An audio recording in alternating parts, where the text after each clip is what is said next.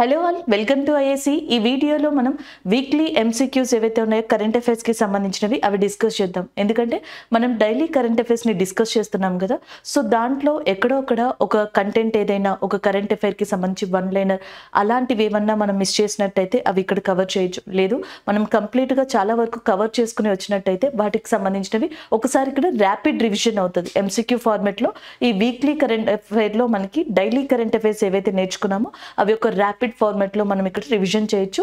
So అవి ఇక్కడ discuss చేద్దాం. ఫస్ట్ వన్ చూద్దాం. సో ఇక్కడ మనకి ఫస్ట్ ఎంసీక్యూ చూడండి. అంతర్జాతీయ వజ్రాలు మరియు ఆభరణాల వ్యాపారం కోసం ప్రపంచంలోనే అతిపెద్ద మరియు అత్యంత ఆధునిక కేంద్రం ఇటీవల ఎక్కడ ప్రారంభించబడింది? Where has the world's largest and most modern centre for international diamond and jewellery business has been inaugurated recently. So ఆప్షన్స్లో ముంబై, సూరత్, బెంగళూరు, తిరువనంతపురం అని చెప్పేసి ఉంది. సో మనకి సూరత్ ఏదైతే ఉందో అది కరెక్ట్ ఆన్సర్ అవుతుంది. గుజరాత్లోని సూరత్ ఏదైతే ఉందో దానిని డైమండ్ సిటీ ఆఫ్ ఇండియా అని చెప్పి కూడా పిలుస్తారనమాట.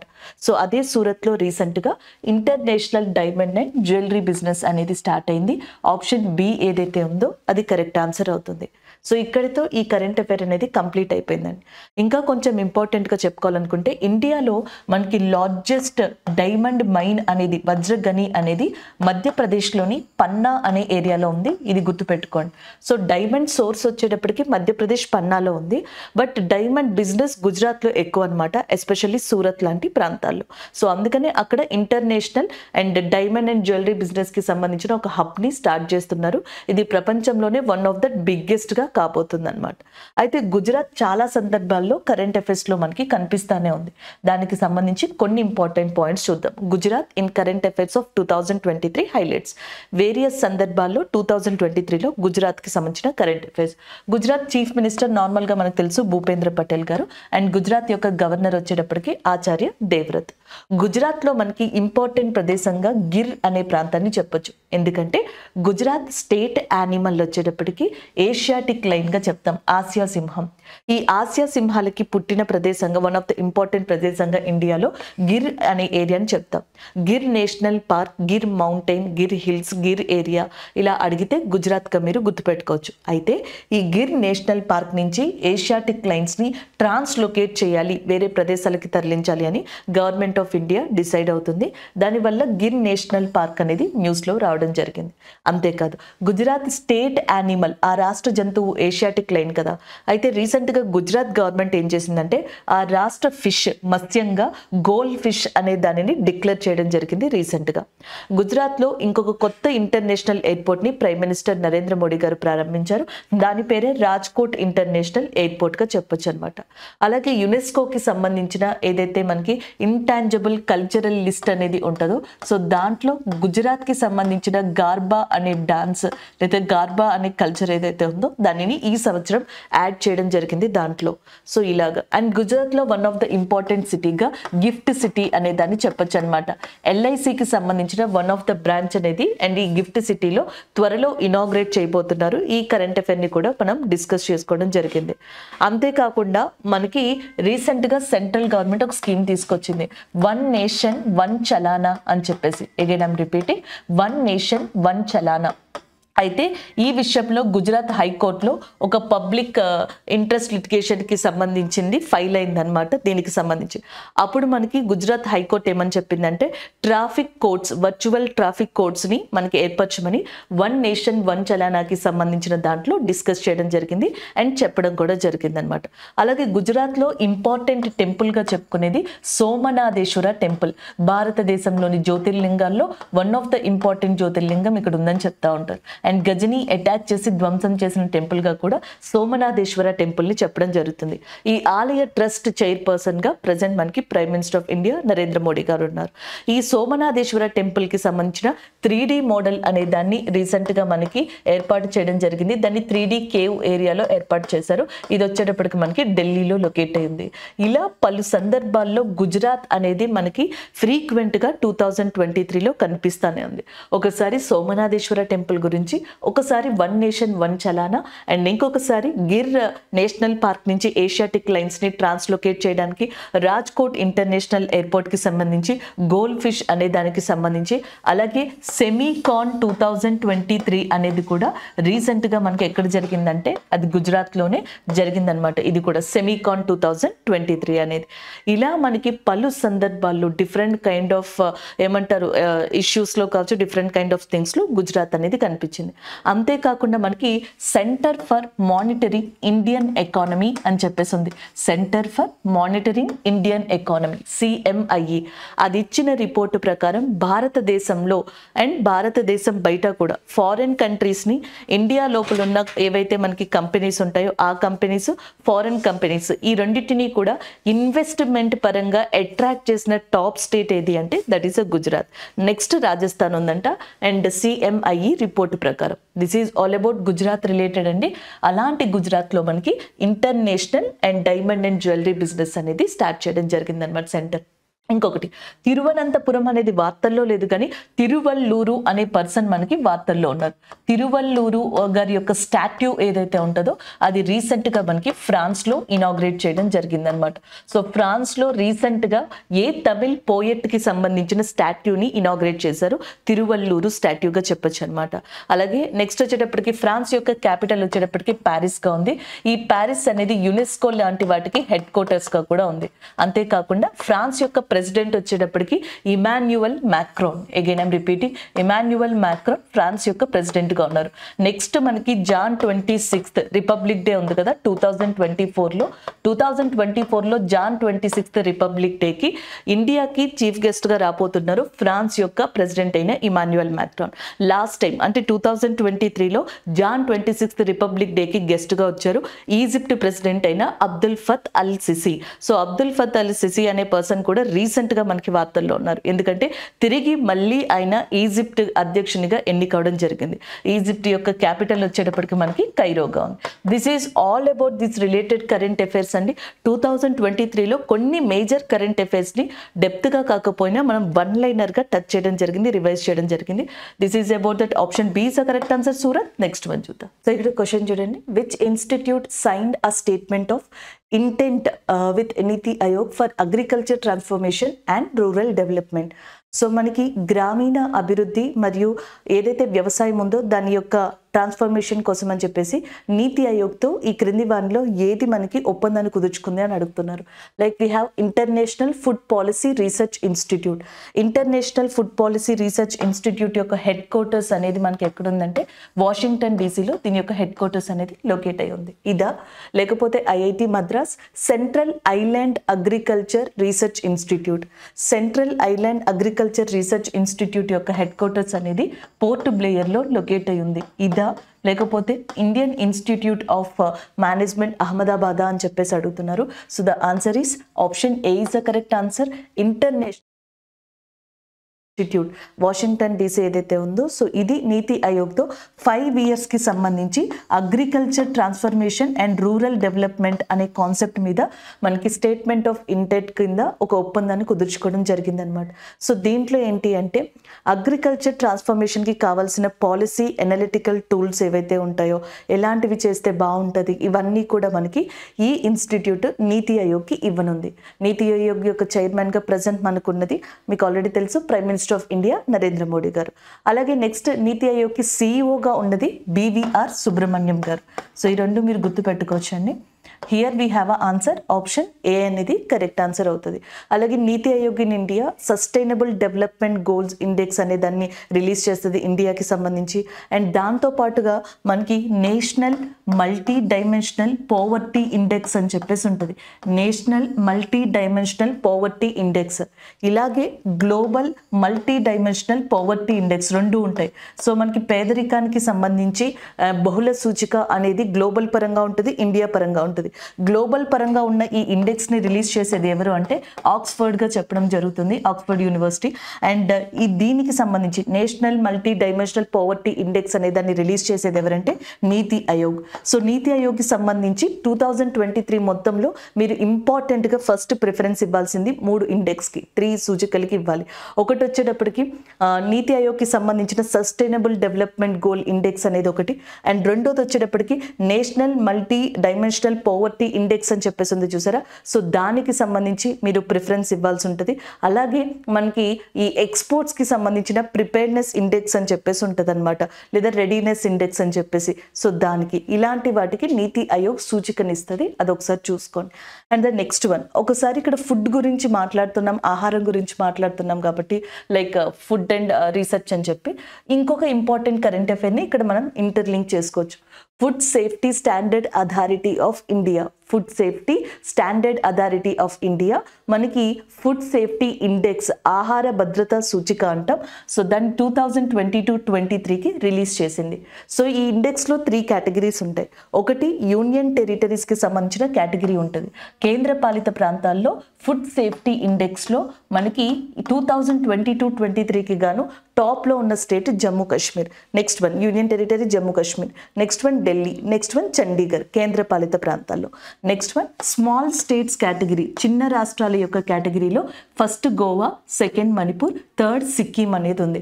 అలాగే నెక్స్ట్ బిగ్ స్టేట్స్ యొక్క కేటగిరీలో లేదా లార్జ్ స్టేట్స్ కేటగిరీలో కేరళ ఫస్ట్, పంజాబ్ సెకండ్, తమిళనాడు థర్డ్లో ఉంది.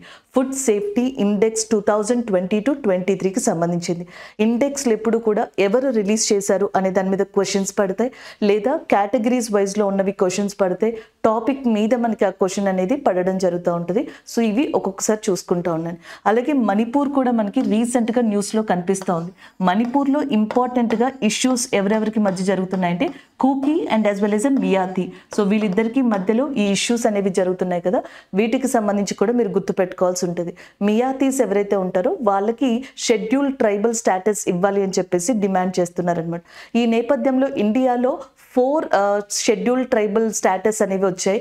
ఒకటి వచ్చేటప్పటికి గోండ్ అనే ట్రైబ్కి ఉత్తరప్రదేశ్ నుంచి షెడ్యూల్ ట్రైబల్ స్టేటస్ అనేది రావడం జరిగింది. అలాగే బింజియా అని చెప్పేసి ఇంకొక ట్రైబ్ ఉంది. సో వీళ్ళకి ఛత్తీస్గఢ్కి సంబంధించి షెడ్యూల్ ట్రైబ్ స్టేటస్ అనేది లభించింది. ఇలాంటి క్వశ్చన్స్ కూడా మిమ్మల్ని అడుగుతూ ఉంటారు. ఛత్తీస్గఢ్ నుంచి ఈ సంవత్సరం ఎవరికి షెడ్యూల్ ట్రైబ్ స్టేటస్ లభించింది, ఉత్తరప్రదేశ్ నుంచి ఎవరికి లభించింది, మణిపూర్లో ఈ స్టేటస్ కోసం ఎవరిపైన మనకి ఎక్కువగా ఈ ఇష్యూస్ని తీసుకొస్తున్నారు, ఇలాంటి క్వశ్చన్స్ అడిగే ఛాన్సెస్ ఉన్నాయి. ఈవెన్ బ్యాంకింగ్ వాళ్ళకైతే మణిపూర్లో మనకి లోక్తక్ లేక్ అని చెప్పేసి ఉంటుంది. We have a lake which is called as a Loktak lake. So ఈ లోక్తక్ లేక్ మీద మనకు ఒక నేషనల్ పార్క్ ఉంది. దాని స్పెషాలిటీ ఏంటంటే ఫ్లోటింగ్ నేషనల్ పార్క్ ఇన్ ఇండియాగా చెప్తారు. One of the floating national park in వరల్డ్గా కూడా దాన్ని చెప్పొచ్చు. దాని పేరు కీబుల్ లాంజోవాగా చెప్పడం జరుగుతుంది అనమాట. సో ఇలాంటి క్వశ్చన్స్ని మీరు చూసుకుంటూ ఉండాలి దీనికి సంబంధించింది. అలాగే ఈ సంవత్సరం 37th ఏదైతే ఉందో మనకి నేషనల్ గేమ్స్ అంటాం కదా. సో 37th నేషనల్ గేమ్స్ అనేవి ఎక్కడ జరిగాయి అంటే గోవాలో జరిగాయి. 36th గుజరాత్లో జరిగాయి, 37th గోవా, అండ్ 38th వచ్చేటప్పటికి ఉత్తరాఖండ్ ఏదైతే ఉందో సో దాన్ని అనౌన్స్ చేశారు. మళ్ళీ చెప్తున్నాను, 2022లో 36th నేషనల్ గేమ్స్ అనేవి గుజరాత్లో జరిగాయి. 2023లో 37th నేషనల్ గేమ్స్ గోవాలో జరిగాయి. 2024లో 38th నేషనల్ గేమ్స్ ఉత్తరాఖండ్లో జరుగుతున్నాయి. సో ఇలా ఒక్కొక్కసారి చూసుకుంటూ ఉండండి. ఆప్షన్ ఏ అనేది ఏదైతే ఉందో అది కరెక్ట్ ఆన్సర్ అవుతుంది ఇక్కడ. నెక్స్ట్ వన్ చూద్దాం. సో నెక్స్ట్ క్వశ్చన్ చూడండి. సెయింట్ లూసియాలోని tax inspector without borders programme కోసం పార్ట్నర్ అడ్మినిస్ట్రేటివ్గా ఏ దేశం ఎంపిక చేయబడింది? So which country has been chosen as the partner administration for the tax inspectors without borders programme in Saint Lucia అని చెప్పేసి అంటున్నారు. సో మనకి ఈ ట్యాక్స్ ఇన్స్పెక్టర్స్ వితౌట్ బోర్డర్స్ అనేది ఎవరు స్టార్ట్ చేశారంటే యునైటెడ్ నేషన్ డెవలప్మెంట్ ప్రోగ్రామ్. దీని యొక్క హెడ్ క్వార్టర్స్ అనేది మనకి న్యూయార్క్లో లొకేట్ అయి ఉంది ఈ సంస్థ. అండ్ దీంతో పాటుగా నెక్స్ట్ వచ్చేటప్పటికి organisation of economic cooperation and development, దీని యొక్క హెడ్ క్వార్టర్స్ అనేది మనకి ప్యారిస్లో ఉంది. So organisation of economic cooperation and development, united nation development programme, ఈ రెండు కలిసి ట్యాక్స్ ఇన్స్పెక్టర్ వితౌట్ బోర్డర్స్ అనే దాన్ని స్టార్ట్ చేశారు. సో దీని యొక్క ముఖ్య ఉద్దేశం కంట్రీస్ ఏవైతే ట్యాక్స్ సిస్టమ్ని అంతగా మనకి టెక్నాలజీని లేకుండా ఉంటాయో, అంత ఎక్స్పీరియన్స్ లేకుండా ఉంటాయో, అలాంటి కంట్రీస్కి ఈ ట్యాక్స్ సిస్టమ్ని ఎగ్జాక్ట్గా అమలుపరిచే కంట్రీలు కావచ్చు, మిగతావి కావచ్చు, హెల్ప్ చేయడం జరుగుతుంది పార్ట్నర్గా టైఅప్ అవ్వడం వల్ల. సో ఇలాంటి దాన్నే ట్యాక్స్ ఇన్స్పెక్టర్ వితౌట్ బోర్డర్స్గా తీసుకొచ్చారనమాట. అంటే ఈ ట్యాక్స్ సిస్టమ్ని ఫుల్ ఫ్లెడ్జ్డ్గా ఎవ్రీ కంట్రీలో కూడా పర్ఫెక్ట్గా అమలు చేసే విధంగా ఈ ప్రోగ్రామ్ని డిజైన్ చేయడం జరిగింది. అయితే ఈసారి మనకి సెయింట్ లూసియాలోని ఈ ట్యాక్స్ ఇన్స్పెక్టర్ ప్రోగ్రామ్ అనేది స్టార్ట్ అయింది. దీంట్లో పార్ట్నర్ అడ్మినిస్ట్రేషన్గా ఇండియాని తీసుకోవడం జరిగింది. Option A is the correct answer. 2021లో ట్యాక్స్ ఇన్స్పెక్టర్స్ వితౌట్ బోర్డర్ ప్రోగ్రామ్కి ఇండియా ఎవరికి మనకి పార్ట్నర్గా ఉందంటే భూటాన్కి. ఈసారి ఇండియా ఎవరికి పార్ట్నర్ అడ్మినిస్ట్రేషన్గా ఉండబోతుంది అంటే సెయింట్ లూసియాకి అని చెప్పొచ్చు అనమాట. ఆప్షన్ ఏ ఏదైతే ఉందో అది కరెక్ట్ ఆన్సర్ అవుతుంది. Option A India. అలాగే నెక్స్ట్ భూటాన్ యొక్క ప్రెసిడెంట్ ఎవరైతే ఉన్నారో మనకి వాంగ్చుక్, రీసెంట్గా ఆయన ఇండియాని విజిట్ చేయడం జరిగింది. భూటాన్ చైనా యొక్క టాక్స్ తర్వాతే భూటాన్ యొక్క ప్రెసిడెంట్ వాంగ్చుక్, లేకపోతే కింగ్ అని కూడా పిలవచ్చు, ఆయన ఇండియాని కొన్ని రోజుల పాటు విజిట్ చేశారనమాట. అది ఇంకొక పాయింట్గా మీరు ఇక్కడ గుర్తుపెట్టుకోవడానికి బాగుంటుంది. అండ్ నెక్స్ట్ వన్, భూటాన్కి వెస్ట్ బెంగాల్కి ఏదైతే బోర్డర్ ఏరియా ఉంటుందో ఇక్కడ మనకున్న ఇంపార్టెంట్ టైగర్ రిజర్వ్ అని చెప్పొచ్చు, లేకపోతే నెక్స్ట్ వచ్చేటప్పటికి ఇంపార్టెంట్ ఏరియా నేషనల్ పార్క్ ఇలా చెప్పొచ్చు, Baksa area. So Baksa area అనేది వెస్ట్ బెంగాల్ దగ్గర ఉంది, బోర్డర్ దగ్గర ఉన్న ఏరియాగా కూడా చెప్పొచ్చు అనమాట. సో ఇది ఇంకొక పాయింట్గా గుర్తుపెట్టుకోండి. నేపాల్కి ఇండియాకి సంబంధించిన ఒకే ఒక్క ఎక్సర్సైజ్ ఏది అంటే యుద్ధ విన్యాసం, సూర్యకిరణ్ అనే యుద్ధ విన్యాసం ఉంటుంది. అది ఓన్లీ నేపాల్కి ఇండియాకి సంబంధించిన ఎక్సర్సైజ్ అనమాట. అలాగే బంగ్లాదేశ్కి ప్రైమ్ మినిస్టర్ ఎవరైతే ఉన్నారో షేక్ హసీనా, ఆమె ఫ్రీక్వెంట్గా మనకి కరెంట్ అఫైర్స్లో ఉంటూ ఉంటారనమాట. ఆమె పేరు గుర్తుపెట్టుకోండి. బంగ్లాదేశ్ యొక్క క్యాపిటల్ ఢాకా, బంగ్లాదేశ్ యొక్క ప్రైమ్ మినిస్టర్ షేక్ హసీనా గారు అనమాట. అండ్ నెక్స్ట్ వచ్చేటప్పటికి మనకి చైనాకి సంబంధించి మీరు గుర్తుపెట్టుకోవాల్సింది తియాన్హే. తియాన్హే అనేది చైనాకి సంబంధించిన ఓన్ ఇంటర్నేషనల్ స్పేస్ స్టేషన్. మనకి ఇంటర్నేషనల్ స్పేస్ స్టేషన్ ISS అని చెప్పేసి అంటాం కదా. ఈ ఇంటర్నేషనల్ స్పేస్ స్టేషన్లో ఒకప్పుడు జపాన్కి సంబంధించిన స్పేస్ ఏజెన్సీ జాక్సా, రష్యాకి సంబంధించిన space agency, European space agency NASA, and as well as next చైనాకి సంబంధించిన స్పేస్ ఏజెన్సీస్, ఆస్ట్రోనట్స్ ఈ ఇంటర్నేషనల్ స్పేస్ స్టేషన్లో యాక్టివిటీస్ని కొనసాగించేవాళ్ళు. 22 years వరకు ఇది బాగానే కొనసాగుతుంది కూడా. అయితే నెక్స్ట్ మనకి రీసెంట్గా ఏం జరిగిందంటే చైనా ఈ ఇంటర్నేషనల్ స్పేస్ స్టేషన్ నుంచి బయటకు వచ్చేసి దానికంటూ ఓన్గా ఇంటర్నేషనల్ స్పేస్ స్టేషన్ని ఏర్పరచుకుంది. దాని పేరే తియాన్హే అనమాట. ఇది వచ్చేసిన తర్వాత జపాన్ కూడా అనౌన్స్ చేసింది మేము బయటకు వస్తామని. రష్యా ఆల్రెడీ రావడం జరిగింది. సో అందుకని నాసా ఏమని డిసైడ్ అయిందంటే 2030 కల్లా ఈ ఇంటర్నేషనల్ స్పేస్ స్టేషన్ ఏదైతే ఉందో దాన్ని కంప్లీట్గా ఆపేస్తాము, ఇంకా ముగించేస్తాము అన్నట్టుగా చెప్పడం జరిగిందనమాట. దీని యొక్క డెబ్రీస్ కావచ్చు, దీని యొక్క పార్ట్స్ కావచ్చు, ఇవన్నీ పసిఫిక్ ఓషన్లో కంప్లీట్గా మనకి డిస్పోజ్ చేయనున్నట్టుగా కూడా చెప్పడం జరిగింది. అయితే దీని ప్లేస్లో స్టార్ ల్యాబ్ అనే ఇంకొక కొత్త సిస్టమ్ని యూరోపియన్ స్పేస్ ఏజెన్సీ నాసా కలిసి తీసుకురాబోతున్నాయి. OS అనే కంపెనీ ఏదైతే ఉందో సో అది దీనికి హెల్ప్ చేయబోతుంది అని కూడా చెప్పడం జరిగింది. ఇదంతా సైన్స్ అండ్ టెక్నాలజీలో మీకు బాగా యూజ్ అవుతుందండి. చైనా ఉంది కాబట్టి ఈ విషయాలు మనం ఇక్కడ డిస్కస్ చేసాం. This is all about this current affair. Option A is the correct answer, India. So next one చూడండి, logistics ease across different state 2023 నివేదిక లాజిస్టిక్స్ పనితీరులో ఎన్ని రాష్ట్రాలని అచీవర్స్గా పేర్కొంది అని చెప్పేసి అడుగుతున్నారు. So logistics is across different state 2023 report named how many states as a achievers in logistics performance అని చెప్పేసి ఉంది. సో జనరల్గా ఏంటంటే మనకి ఇది ministry of commerce and industry ఏదైతే ఉందో ఇండియాలో లాజిస్టిక్స్ యొక్క పర్ఫార్మెన్స్ తెలుసుకోవడానికి ఇండియాలో ఉన్న స్టేట్స్ అండ్ యూనియన్ టెరిటరీస్ని కేటగిరీస్ కింద విడగొడుతుంది. ఎలా కేటగిరీస్ కింద విడగొడుతుంది అంటే ఒకటి కోస్టల్ ఏరియాస్ అని చెప్పేసి ఒక category, next one land locked states అని ఇంకొక category, north east India states అని చెప్పేసి ఒకటి, యూనియన్ టెరిటరీస్ అని చెప్పేసి ఇంకొకటి, ఇలాగా మనకి డిఫరెంట్ కేటగిరీస్ చేస్తుంది ఇండియాలో ఉన్న స్టేట్స్ అండ్ యూనియన్ టెరిటరీస్ని. అలా కేటగిరీస్ చేసిన తర్వాత నెక్స్ట్ మనకి ఈ లాజిస్టిక్స్ పర్ఫార్మెన్స్ని 3 ఇండికేటర్స్ ఇస్తుంది. ఒకటి అచీవర్స్ అనే కేటగిరీ, రెండోది వచ్చేటప్పటికి ఆస్పైర్ అని ఇంకొక కేటగిరీ, అండ్ మూడోది వచ్చేటప్పటికి మనకి ఫాస్ట్ మూవర్స్ అని చెప్పేసి ఇంకొక కేటగిరీ. ఇలాగా ఈ ప్రతి దాంట్లో కూడా స్టేట్స్ అండ్ యూనియన్ టెరిటరీస్కి ఇస్తుంది. వీళ్ళు ఏమని అడుగుతున్నారు, ఇండియాలో మొత్తం ఎన్ని రాష్ట్రాలు అచీవర్స్గా పేరు పొందాయి అని చెప్పేసి అడుగుతున్నారు ఈ ఇండెక్స్లో. టోటల్ అచీవర్స్ ఈ అన్ని కేటగిరీలో ఎన్ని అంటే 13. కాకపోతే ఇక్కడ యూనియన్ టెరిటరీ ఉంది చూసారా, సో యూనియన్ టెరిటరీలో 2 అచీవర్స్ కేటగిరీలో ఉన్నాయి. అయితే వీళ్ళు రాష్ట్రాలు మాత్రమే అడుగుతున్నారు కాబట్టి ఆ రెండింటిని తీసేస్తే ఆన్సర్ ఎంత అవుతుంది? Option B is the correct answer, 11 అవుతుంది. సో అలాగా ఈ క్వశ్చన్ని మనం చూడాల్సి ఉంటుంది అనమాట. ఇక్కడ ఒకసారి దానికి సంబంధించిన డీటెయిల్స్ ఉన్నాయి చూడండి. Ministry of commerce and industry, దానికి మినిస్టర్గా ప్రజెంట్ మనకి పీయూష్ గోయల్ ఉన్నారు, అదొకటి గుర్తుపెట్టుకోవచ్చు మీరు.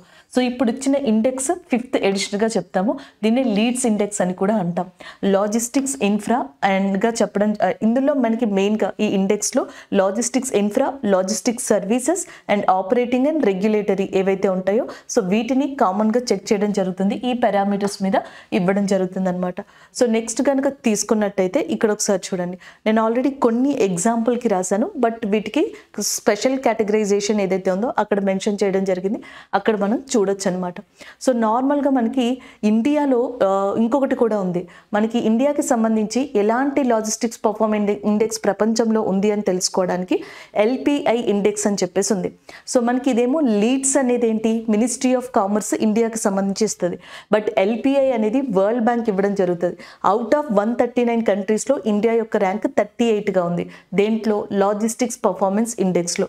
అది ఒకటి మీరు గుర్తుపెట్టుకోవచ్చు. సో ఇక్కడ చూసినట్టయితే ఇక్కడ చూడండి, కోస్టల్ గ్రూప్ ఉంది చూసారా, కోస్టల్ గ్రూప్ అనే కేటగిరీలో అచీవర్స్ ఆంధ్రప్రదేశ్, గుజరాత్, కర్ణాటక, తమిళనాడుగా ఉన్నారు. అలాగే యాస్పైర్స్ గోవా, ఒడిస్సా, వెస్ట్ బెంగాల్, ఫాస్ట్ మూవర్స్గా కేరళ, మహారాష్ట్ర ఉన్నారు, ఇలా అనమాట. నెక్స్ట్ ల్యాండ్ లాక్డ్లో వచ్చేటప్పటికి అచీవర్స్ చూడండి, హర్యానా, పంజాబ్, తెలంగాణ, ఉత్తరప్రదేశ్ ల్యాండ్ లాక్డ్కి సంబంధించి ఉన్నాయన్నమాట. అండ్ ద నెక్స్ట్ మనకి యూనియన్ టెరిటరీస్కి సంబంధించి Chandigarh and as well as Delhi లాంటి ప్రాంతాలు ఏవైతే ఉన్నాయో అవి యూనియన్ టెరిటరీస్కి సంబంధించి ఉన్నాయి. అలాగే నెక్స్ట్ మనకి నార్త్ ఈస్ట్ ఇండియాకి సంబంధించిన అచీవర్స్ కూడా ఉన్నారు. అలా చూసుకున్నట్టయితే టోటల్గా 11 అచీవర్స్ ఇక్కడ ఉండడం జరిగింది. ఆప్షన్ బి ఏదైతే ఉందో అది కరెక్ట్ ఆన్సర్ అవుతుంది. సో ఈ 2 గుర్తుపెట్టుకోవచ్చండి.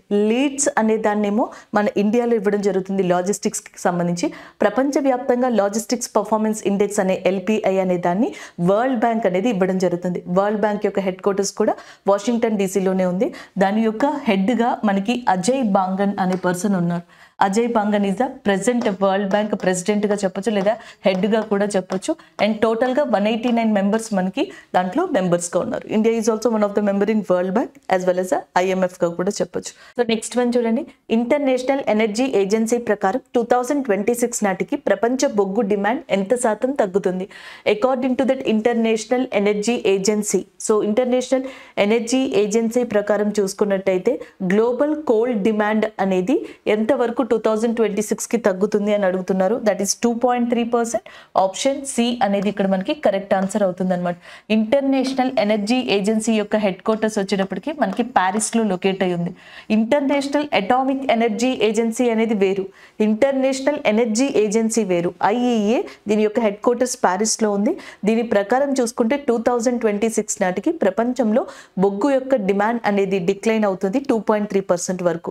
అండ్ ఇండియా విషయానికి వస్తే కొన్ని రిపోర్ట్స్ ప్రకారం ప్రపంచంలో వరల్డ్లో కోల్ రిజర్వ్స్ని కలిగిన దాంట్లో ఇండియా యొక్క ర్యాంక్ 5th పొజిషన్లో ఉందన్నమాట.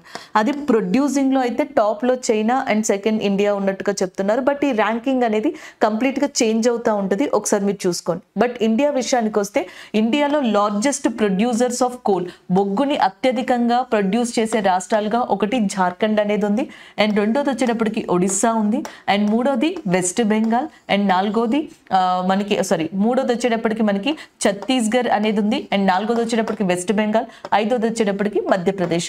Jharkhand, Odisha, Chhattisgarh, West Bengal, Madhya Pradesh largest producers of coal in ఇండియాగా ఉన్నాయి. సో ఇవి మీరు చూసుకోవచ్చు. Oldest coal mine in India West బెంగాల్కి సంబంధించిన రాణిగంజ్ అనే ఏరియా అని చెప్తాం. ఇది one of the oldest coal mine in ఇండియాగా కూడా ఉందన్నమాట. సో నెక్స్ట్ కరెంట్ అఫైర్ చూడండి. Recently 3 Indian officers are awarded with the prestigious golden owl award. So this was given by which of the following country? So golden owl award అనేది so ఏ country ఇస్తుంది అని చెప్పేసి అడుగుతున్నారు. ఇండియాకి సంబంధించిన ఒక 3 మెంబర్స్ ఈ అవార్డుని అందుకున్నారు. గోల్డెన్ ఓల్ అవార్డ్ అనేది జనరల్గా మనకి శ్రీలంక కంట్రీ ఏదైతే ఉందో ఇది ఇండియన్ ఆఫీసర్స్ 3కి ఇవ్వడం జరిగిందనమాట. సో ఆప్షన్ వచ్చేటప్పటికి మనకి ఏదైతే ఉందో అది కరెక్ట్ ఆన్సర్ అవుతుంది. Sri Lanka recently given golden owl award to that 3 Indian officers, army officers చెప్పుకోవచ్చు, నేవీ అండ్ ఎయిర్ ఫోర్స్ కి సంబంధించిన వాళ్ళకి కూడా ఇచ్చారు. సో ఇక్కడ మీరు చూడొచ్చు శ్రీలంక ఏం చేసింది అంటే defence services command and staff కాలేజ్లో ఒక కోర్సుని నిర్వహించుకుంటూ వస్తుంది. సో ఈ ఆర్మీ, నేవీ, ఎయిర్ ఫోర్స్ కి సంబంధించిన ట్రైనింగ్ పీరియడ్ లాంటిది. సో దాంట్లో మన ఇండియన్ ఆఫీసర్స్ పార్టిసిపేట్ చేసిన తర్వాత ఆ టాలెంట్ అండ్ స్కిల్ కి సంబంధించి ఈ ముగ్గురు ఆఫీసర్స్ కి గోల్డెన్ ఔల్ అవార్డ్ అనేది ఇవ్వడం జరిగింది. సో ఈ అవార్డుని అందుకున్న వాళ్ళు ఎవరంటే Sumit Mahajan Indian air force కి సంబంధించి, మేజర్ రోహిత్ ఇండియన్ ఆర్మీకి సంబంధించి, సన్నీ శర్మ ఈయన ఇండియన్ నేవీకి సంబంధించి, వీళ్ళ ముగ్గురికి ఈ అవార్డ్స్ని ఇచ్చారనమాట. ఈ అవార్డుని ఇచ్చింది శ్రీలంక యొక్క ప్రెసిడెంట్ అయిన రానిల్ విక్రమసింఘే ఎవరైతే ఉన్నారో, సో రానిల్ విక్రమసింఘే ఈ అవార్డుని వాళ్ళకి ఇవ్వడం జరిగింది. శ్రీలంకకి 2 క్యాపిటల్స్ ఉన్నాయి, రాజధానులు. ఒకటి కొలంబోగా చెప్తాం అండ్ ఇంకొకటి జయవర్ధనపుర కోటే ఏదైతే ఉందో సో దాన్ని చెప్పడం జరుగుతుంది. రీసెంట్ గా శ్రీలంకలో SBI యొక్క బ్రాంచ్ ని ఏర్పాటు చేయడం జరిగింది. ఫినాన్స్ మినిస్టర్ నిర్మలా సీతారామన్ గారు మనకి శ్రీలంకని ఈ ఇయర్ లో విజిట్ చేశారు. విజిట్ చేసినప్పుడు శ్రీలంకలోని ట్రింకోమలే అనే ప్రాంతంలో అండ్ ఇంకొక ప్రాంతంలో కూడా SBI యొక్క బ్రాంచెస్ ని ఏర్పాటు చేయడం జరిగింది. సో అది ఇంకొక ఇంపార్టెంట్ అప్డేట్ గా గుర్తుపెట్టుకోవచ్చు. అయితే శ్రీలంక విషయానికి వస్తే శ్రీలంకకి ఇండియాకి సంబంధించి స్లినెక్స్ అని చెప్పేసి ఒక యుద్ధ విన్యాసం అనేది ఉంది. సో శ్రీలంక ఇండియా ఎక్సర్సైజ్ గా దీన్ని చెప్తాం. దీని యొక్క 10th ఎడిషన్ అనేది శ్రీలంకలో జరిగింది. శ్రీలంకలో ఇది 2 phases లో జరిగింది. ఒకటి హార్బర్ ఫేజ్, ఇంకొకటి సీ ఫేజ్. ఈ రెండింటిని కూడా కొలంబోలోనే నిర్వహించారు. అయితే ఇక్కడ ఆప్షన్స్ లో మీకు USA అనేది కూడా ఉంది. USAకి సంబంధించి, ఇండియాకి సంబంధించి చాలా ఎక్సర్సైజ్లు ఉన్నాయి. ఒకటి వచ్చేటప్పటికి మనకి యుద్ధ అభ్యాస్ అనే యుద్ధ విన్యాసం, యుద్ధ అభ్యాస్ అనే ఎక్సర్సైజ్ USAకి ఇండియాకి సంబంధించింది, ఇది ఒకటి చెప్పొచ్చు. అలాగే నెక్స్ట్ వజ్ర ప్రహార్ అని చెప్పేసి ఇంకొక యుద్ధ విన్యాసం ఉంది, వజ్ర ప్రహారు యుద్ధ అభ్యాస్. అలాగే ఈ 2 ఇండియాకి USAకి సంబంధించిన exercise. Quad countries India, USA, Australia, Japan. So ఈ క్వాడ్ కంట్రీస్ కలిపి మనకి మల్బార్ ఎక్సర్సైజ్ అనే దాన్ని కండక్ట్ చేయడం జరుగుతుంది. ఈ సంవత్సరం మల్బార్ ఎక్సర్సైజ్ అరేబియన్ సముద్రం దగ్గర జరిగిందనమాట. నెక్స్ట్ మనకి ఈ USA నేవీకి, ఇండియన్ నేవీకి మధ్యలో మనకి సాల్వెక్స్ ఎక్సర్సైజ్ అనేది జరిగింది. ఇది కొచ్చిలో జరిగింది. అలాగే ఇండియన్ ఆర్మీకి, USA ఆర్మీకి సంబంధించి COP 2023 ఎక్సర్సైజ్ ఎయిర్ ఫోర్స్ కి సంబంధించి, Indian air force and USA air force కి సంబంధించిన ఎక్సర్సైజ్ ఇది COP 2023 వెస్ట్ బెంగాల్లోని కలైకొండ అనే ప్రాంతంలో జరిగింది. ఆల్రెడీ నేపాల్ కి సంబంధించి నేను మీకు చెప్పాను సూర్యకిరణ్ అనే యుద్ధ విన్యాసం ఉంది అని చెప్పేసి. సో ఇలా మనం వేరే ఆప్షన్స్ గురించి కూడా జనరల్ గా మాట్లాడుకోవచ్చండి. ఎయిదర్ అది శ్రీలంక అయినా, నేపాల్ అయినా, USA అండ్ భూటాన్ అయినా. బట్ ప్రెసెంట్ ఇక్కడ అడుగుతున్నారు కాబట్టి ఆప్షన్ A అనేది కరెక్ట్ ఆన్సర్ అవుతుంది. That is Sri Lanka. Next question చూసినట్టయితే ఇటీవల జమ్మూ అండ్ కాశ్మీర్ లో ఆనంద్ వివాహ చట్టం అమలు చేయబడింది. ఈ చట్టం ఏ క్రిందికి గుర్తింపునిస్తుంది అని అడిగారు. Recently the Anand marriage act has been implemented in Jammu Kashmir. This act gives recognition to అని చెప్పేసి. సో జనరల్ గా ఆనంద్ వివాహ చట్టం అనేది 1909లో తీసుకొచ్చారంట బ్రిటిషర్స్ టైంలో. ఇది సిక్కు మ్యారేజ్ కి సంబంధించింది, సిక్కు వివాహ పద్ధతికి సంబంధించిందిగా చెప్తారనమాట. సో ఆప్షన్ A ఏదైతే ఉందో అది కరెక్ట్ ఆన్సర్. అయితే జమ్మూ కాశ్మీర్ లో ఇక మీదట ఈ ఆనంద్ వివాహ యాక్ట్ కి సంబంధించిన రూల్స్ అండ్ రెగ్యులేషన్స్ ని కూడా అప్లై చేయనున్నారు. అంటే ఎవరైతే జమ్మూ కాశ్మీర్లో ఈ పద్ధతిలో పెళ్లి చేసుకుంటారో దానికి సంబంధించిన లీగలైజ్డ్ రిజిస్ట్రేషన్ ప్రాసెస్ అనేది కూడా జమ్మూ కాశ్మీర్ గవర్నమెంట్ ఇంక్లూడ్ చేయడం జరిగింది. దానివల్ల ఇది వార్తల్లోకి వచ్చింది. ఆల్రెడీ మనకి హిందూ మ్యారేజ్ యాక్ట్ గురించి కూడా మనం కరెంట్ అఫైర్స్ లో చెప్పుకున్నప్పుడు చెప్పాం. 1955లో హిందూ వివాహ చట్టం అనేది ఇండియాలో వచ్చింది అని. సో దాని తర్వాత మనకి డిఫరెంట్ కైండ్ ఆఫ్ యాక్ట్స్ అనేవి కూడా వచ్చాయని ఇలా మనం మెయిన్ కరెంట్ అఫైర్ లో డిస్కస్ చేసుకున్నాం. అయితే ఆనంద్ మ్యారేజ్ యాక్ట్ రావడానికి మెయిన్ రీజన్ అయితే ఇదే అని చెప్పొచ్చు. ఆప్షన్ A ఏదైతే ఉందో అది కరెక్ట్ ఆన్సర్ అవుతుంది. అలాగే నెక్స్ట్ వన్ చూద్దాం. నెక్స్ట్ వచ్చేటప్పటికి మనకి ఇక్కడ అండ్ జమ్మూ కాశ్మీర్ విషయంలో మీరు గుర్తుపెట్టుకోవాల్సిన కొన్ని అంశాలు. జమ్మూ కాశ్మీర్ లెఫ్టినెంట్ గవర్నర్ ని అడుగుతూ ఉంటారు. జమ్మూ కాశ్మీర్ లెఫ్టినెంట్ గవర్నర్ గా మనోజ్ సిన్హా అనే పర్సన్ ఉన్నారు. ఇది ఒకటి చాలా ఇంపార్టెంట్ అండి. అలాగే జమ్మూ కాశ్మీర్ లో వచ్చేటప్పటికి ఎవ్రీ ఇయర్ కూడా కొన్ని ఫెస్టివల్స్ జరుగుతాయి. లైక్ ట్యూలిప్ ఫెస్టివల్ అని చెప్పేసి ఏషియాలోనే one of the biggest festival, అది జమ్మూ కాశ్మీర్ లో జరుగుతూ ఉంటది. అది ఒకటి. నెక్స్ట్ జమ్మూ కాశ్మీర్ లో ఇంపార్టెంట్ గా ఉల్లార్ లేక్ అని చెప్పేసి ఒకటి ఉంది. అలాగే నెక్స్ట్ ధాల్ లేక్ అని చెప్పేసి ఒకటి ఉంది.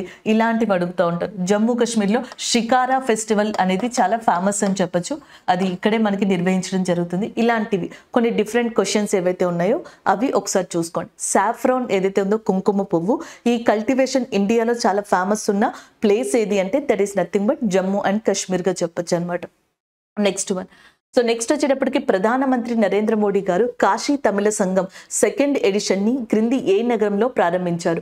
Prime minister Narendra Modi has inaugurated the second edition of Kashi Tamil Sangam at which one of the following city అని చెప్పేసి అడుగుతున్నారు. సో కాశీ తమిళ సంఘం అనేది లాస్ట్ ఇయర్ 2022లో స్టార్ట్ అయింది. సో 2022లో ఎందుకు స్టార్ట్ చేశారు కాశీ తమిళ సంఘం అనేది?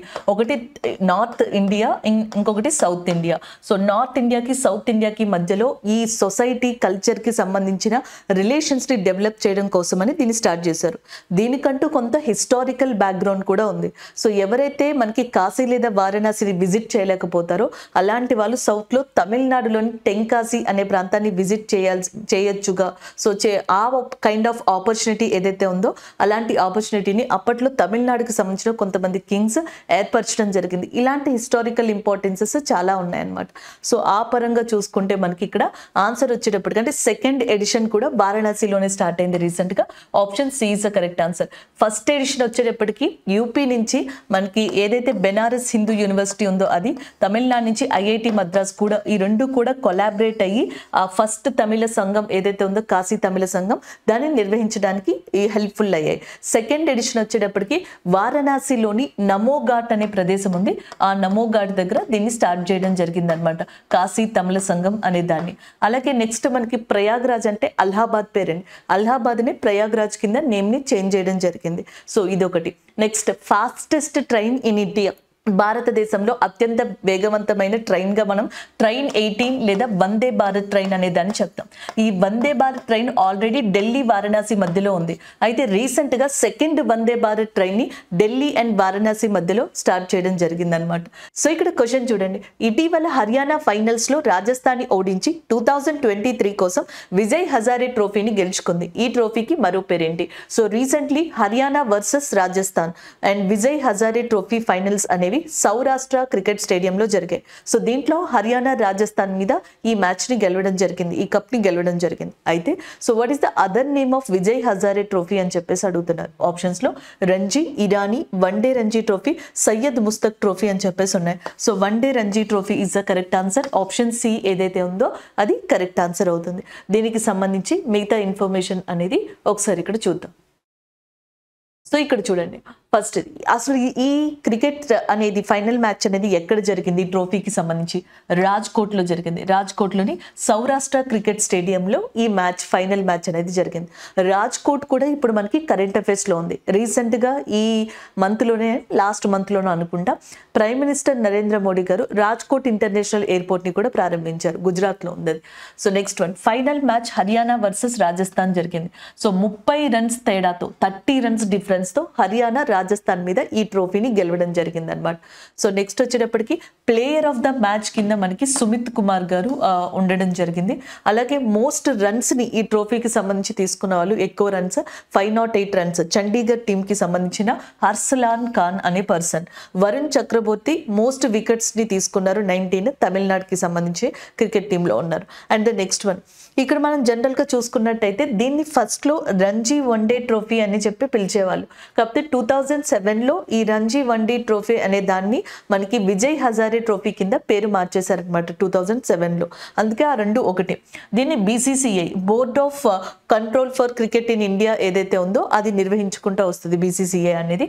అండ్ నెక్స్ట్ వన్ కనుక చూసుకున్నట్టయితే ఇక్కడ చూడండి, తమిళనాడు ఇప్పటికి ఎక్కువ సార్లు విన్ అయింది విజయ్ హజారే ట్రోఫీ, లేదా మనకి ఏదైతే ఈ రంజీ ట్రోఫీ అనేది ఉందో, వన్డే రంజీ ట్రోఫీ. సో దీనిని ఎక్కువ సార్లు గెలుచుకున్న state Tamil Nadu.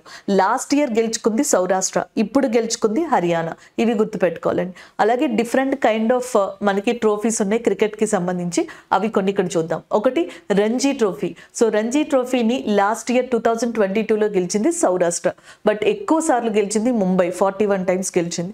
And the next one Duleep trophy, ఇది 2023లో సౌత్ జోన్ విన్ అయింది.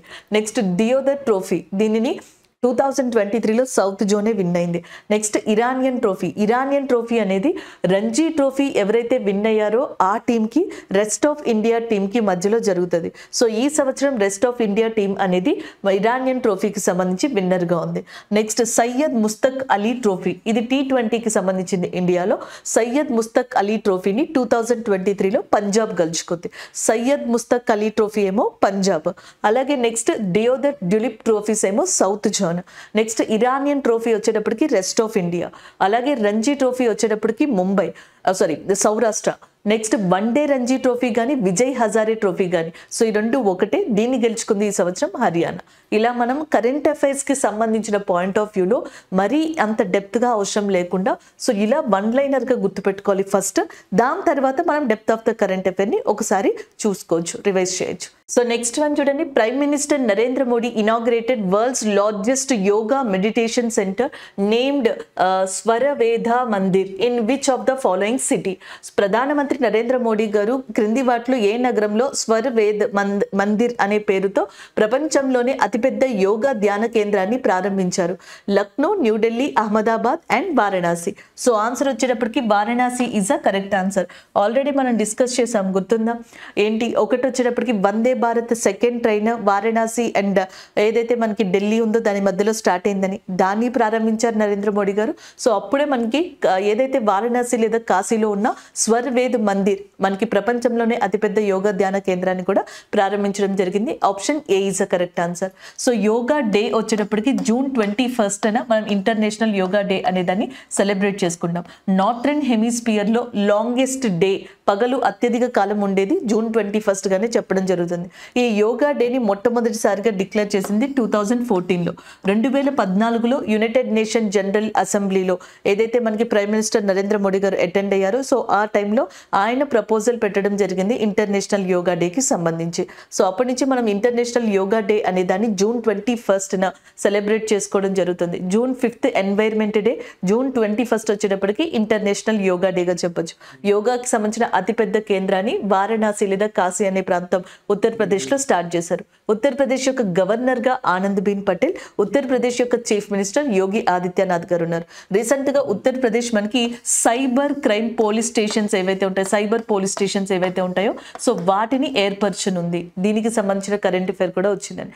సైబర్ పోలీస్ స్టేషన్స్ అనేవి మనకి ఉత్తరప్రదేశ్లోని 50+ డిస్ట్రిక్ట్స్లో 50కి పైగా జిల్లాల్లో ఏర్పరచనున్నారు త్వరలో.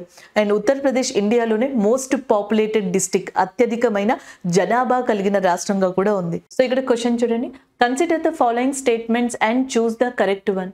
సో ఈ క్రింది స్టేట్మెంట్లని పరిశీలించి సరైన దాన్ని ఎంచుకోనండి. First one, statement 1, the government declared Tamil Nadu as a venue of Khelo India games 2024 and for the first time squash will be the included in the Khelo India games 2024. So Khelo India games 2024కి సంబంధించి మనకి ఏమని ఇచ్చారు అంటే నెక్స్ట్ మనకి తమిళనాడులో జరగబోతున్నాయి అండ్ స్క్వాష్ గేమ్ అనేది ఇందులో యాడ్ చేయబడుతుంది కొత్తగానే. సో ఈ రెండు స్టేట్మెంట్స్ సరి అయినవే. ఆప్షన్ మనకి సి ఏదైతే ఉందో అది కరెక్ట్ ఆన్సర్. తమిళనాడులోని ఒక ప్లేస్ వచ్చేటప్పటికి చెన్నై అనమాట. సో చెన్నైతో పాటు నెక్స్ట్ మనకి కోయంబత్తూర్ అనే ప్లేస్ ఉంది చూసారా. సో కోయంబత్తూర్ అనే ప్లేస్లో అండ్ నెక్స్ట్ మనకి మదురై అనే ప్లేస్లో, తిరుచి అనే ప్లేస్లో, ఈ సిటీస్లో మనకి ముఖ్యంగా ఈ తమిళనాడులో 2024 ఖేలో ఇండియా యూత్ గేమ్స్ అనేవి లేదా ఖేలో ఇండియా గేమ్స్ అనేవి మనకి కండక్ట్ చేయబోతున్నారు. ఆప్షన్ సి అనేది ఇక్కడ కరెక్ట్ ఆన్సర్ అవుతుంది. సో ఒకసారి ఇక్కడ చూడండి, ఖేలో ఇండియా గేమ్స్లో గతంలో మనకి యాడ్ చేసిన గేమ్స్ ఏంటి అంటే ఇండియాకి సంబంధించిన ట్రెడిషనల్ గేమ్స్ అనమాట. లైక్ గట్కా పంజాబ్కి సంబంధించిందిగా చెప్పొచ్చు. కలరయి పట్టు ఏదైతే మనకి కేరళకి సంబంధించిన మార్షల్ ఆర్ట్ అని చెప్పేసి అంటాం. చాలాసార్లు ఎగ్జెస్సీ లాంటి ఎగ్జామ్స్లో అడుగుతూ ఉంటారు, Kalaripayattu is a martial art from which state అని చెప్పేసి. That is a Kerala. Thangta అనేది మణిపూర్కి సంబంధించిందిగా చెప్పొచ్చు. సో చాలామంది స్టూడెంట్స్ అడిగేది ఏంటి అంటే ఎలా గుర్తుంటాయి. సో ఇవే మనకి మళ్ళీ ప్రాక్టీస్ అవుతూ ఉంటాయి. ఒక 2 వీక్లీ కరెంట్ అఫైర్స్ని కనుక మీరు పర్ఫెక్ట్గా విత్ ఇంక్లూడెడ్ డేటాతో పాటు గుర్తుపెట్టుకున్నారనుకోండి అప్పుడు మీకు ఇది ఈజీ అయిపోతుంది. మళ్ళీ ఇవే రిపీట్ అవుతూ ఉంటాయి. కలరియ పట్టు అంటే అది కేరళనే, తాంగ్తా అంటే మణిపూర్, అలాగే మల్లకంబ, వీటినన్నిటినీ కూడా యాడ్ చేయడం జరిగింది. ఇది 2020 ఖేలో ఇండియా గేమ్స్లో పెట్టారనమాట. 2024లో ఇప్పుడు స్క్వాష్ అనే గేమ్ని ఇవ్వబోతున్నారు, యాడ్ చేయబోతున్నారు. సో ఒకసారి ఖేలో ఇండియా గేమ్స్ కి సంబంధించిన కొంత ఇన్ఫర్మేషన్ అనేది ఇక్కడ మనం చూద్దాం. సో ఖేలో ఇండియా గేమ్స్ అనేవి 2018లో స్టార్ట్ అయ్యి ఫస్ట్ ఢిల్లీలో జరిగాయి. అప్పుడు Haryana first, Maharashtra second, Delhi third వచ్చాయి. నెక్స్ట్ 2019లో మహారాష్ట్ర పూణేలో జరిగాయి. అక్కడ Maharashtra first, Haryana second, Delhi third వచ్చాయి. 2020లో అస్సాంలోని గౌహతిలో జరిగాయి. సో మహారాష్ట్ర, హర్యానా, ఢిల్లీ రావడం జరిగింది. 2021 హర్యానాలోని పంచకులాలో జరగాలి, బట్ కోవిడ్ వల్ల జరగలేదు. తర్వాత జరిగాయి ఇవి 2022లో జరిగాయి. అందుకనే ఇక్కడ మనకి 2022 ఇయర్ కనిపించింది అనమాట. నెక్స్ట్ వన్ 2023 2023లో భూపాల్లో జరిగాయి అనమాట ఖేలో ఇండియా గేమ్స్. దీంట్లో మనకి టాప్ గా ఉన్నది మహారాష్ట్ర. సో ఒకటి మీరు గుర్తుపెట్టుకోవాల్సిన అంశం ఏంటంటే మనకి 37th నేషనల్ గేమ్స్ ఏవైతే ఉన్నాయో సో అవి గోవాలో జరిగాయి. అలాగే 2023లో ఖేలో ఇండియా గేమ్స్ అనేవి మధ్యప్రదేశ్లోని భూపాల్లో జరిగాయి. ఇక్కడ మహారాష్ట్ర అనే టాప్లో ఉంది, ఇక్కడ కూడా మహారాష్ట్ర అనే టాప్లో ఉంది. ఈ రెండు గేమ్స్లో కూడా అది మనం ఇంపార్టెంట్గా గుర్తుపెట్టుకోవాల్సిన అంశం. అంతేకాకుండా రీసెంట్గా మనకి ఏషియన్ గేమ్స్ అనేవి చైనాలో జరిగాయి. అలాగే ఏషియన్ పారా గేమ్స్ అనేవి కూడా చైనాలోనే జరిగాయి. ఏషియన్ పారా గేమ్స్లో మనం 111 మెడల్స్ని గెలుచుకున్నాం. ఏషియన్ గేమ్స్లోనేమో 107 మెడల్స్ని మనం గెలుచుకోవడం జరిగింది. చాలా వరకు ఈ స్పోర్ట్స్ మినిస్ట్రీ ఏం చెప్తుంది అంటే ఇండియాలో ఏదైతే మనకి ఖేలో ఇండియా గేమ్స్ కానీ నేషనల్ గేమ్స్ కానీ కొన్ని ఏవైతే స్పోర్ట్స్ మినిస్ట్రీ ఇంట్రడ్యూస్ చేసిన ప్రోగ్రామ్స్ ఉన్నాయో వాటిలో ఎవరైతే స్పోర్ట్స్ పర్సన్స్ ఉన్నారో వాళ్ళు మాక్సిమం ఈ మెడల్స్ని తీసుకురావడం జరిగిందంట. So these are all about this current affair అండి. ఆన్సర్ వచ్చేటప్పటికి మీకు ఇక్కడ ఆల్రెడీ అర్థమై ఉంటుంది కదా.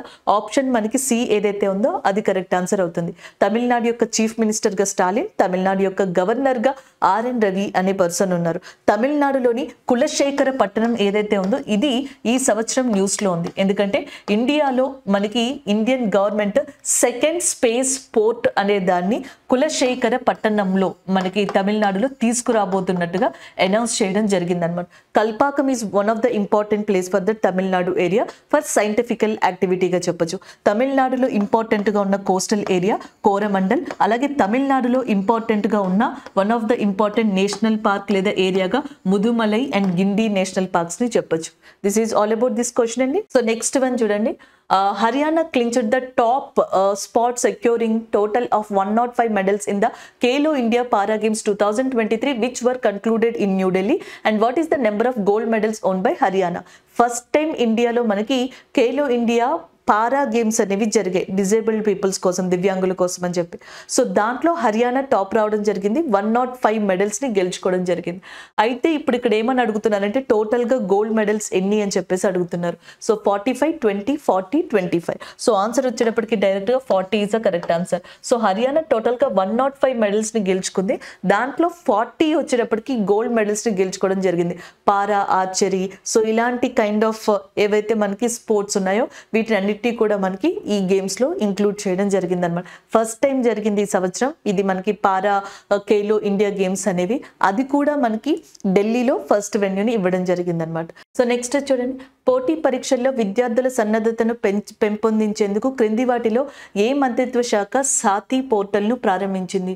Which of the following ministry has launched SATHEE portal to boost the preparation students in the competitive exams అని చెప్పేసి అడుగుతున్నారు. సో దీంట్లో డిఫరెంట్ ఆప్షన్స్ ఇచ్చారు. ఆన్సర్ వచ్చేటప్పటికి మనకి దట్ ఈస్ నథింగ్ బట్ విద్యా మంత్రిత్వ శాఖ ఏదైతే ఉందో అది కరెక్ట్ ఆన్సర్ అవుతుంది. Ministry of education. Ministry of ఎడ్యుకేషన్కి ప్రజెంట్ మనకి ధర్మేంద్ర ప్రధాన్ గారు మంత్రిగా ఉన్నారనమాట. సో ఈ శాఖ నేతృత్వంలోనే సాతి పోర్టల్ అనే దాన్ని తీసుకురావడం జరుగుతుంది. ఈ సాతి పోర్టల్లో ఏంటంటే మనకి జేఈఈ ఎగ్జామ్ ఉంటుంది చూసారా, జేఈఈ కానీ నీట్ కానీ ఇలాంటి వాటికి ఒక 45 days క్రాష్ కోర్స్ని వీళ్ళే ఇవ్వడం జరుగుతుంది పోర్టల్ ద్వారా. సో దీనికోసం అని చెప్పేసి మినిస్ట్రీ ఆఫ్ ఎడ్యుకేషన్లో డిపార్ట్మెంట్ ఆఫ్ హయ్యర్ ఎడ్యుకేషన్ ఉంటుంది కదా, సో అది ఐఐటి కాన్పూర్ తోటి మనకి ఏమంటారు టైఅప్ అయింది. ఇప్పుడు ఏం చేస్తారంటే IIT toppers, academic experts, professors కొంతమంది, సో వాళ్ళు ఈ క్రాష్ కోర్స్లో మనకి మెయిన్గా హెల్ప్ చేస్తారు. అండ్ ఇది 5 languagesలో ఉంటుందంట, ఇంక్లూడింగ్ ఇంగ్లీష్ కూడా. అయితే మనకి all India council of technical education అని చెప్పేసి ఉంది, AICTE. వాళ్ళు ఆర్టిఫిషియల్ ఇంటెలిజెన్సీ ద్వారా 22 ఇండియన్ అఫీషియల్ లాంగ్వేజెస్ 22 అధికార భాషలోకి ఈ క్లాసెస్ని ట్రాన్స్లేట్ చేసుకునే విధంగా ఒక సపోర్టివ్ సిస్టమ్ని కూడా ఇవ్వడం జరిగింది.